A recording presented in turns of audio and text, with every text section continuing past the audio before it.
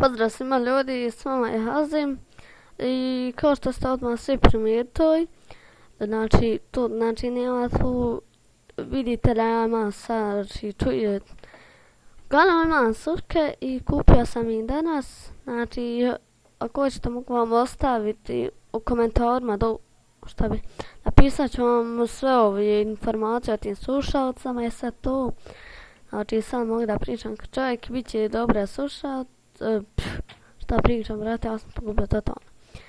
Znači, sad ću da vam pokažem kako da napravite neke stvari u Minecraftu, na primjer koji su malo teže, koji jedva ko zna napraviti. Tako da ja ću samo staviti pauzu, da ja namjestim to sve i vidimo se za sekundu.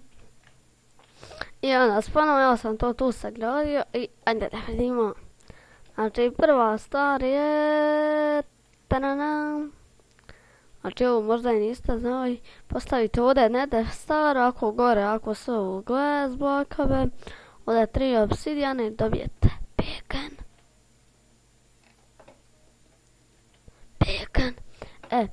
Znači ja imam sad začešlje od Minecraftamo, da vidite, znači, ljudno bacon je čabenski, tako co ljudi. Pa se. Ajmo dalje. To je sat. Kao što vidite treba vam 4 golda. Ako poređujete u sredini redstone i dobit ćete sat. Ajde ljudi njega kraftamo. Znači, tako sam. Tako se radi kompa. Znači sve isto kao sat, samo kao iron u sredini redstone. Zašto?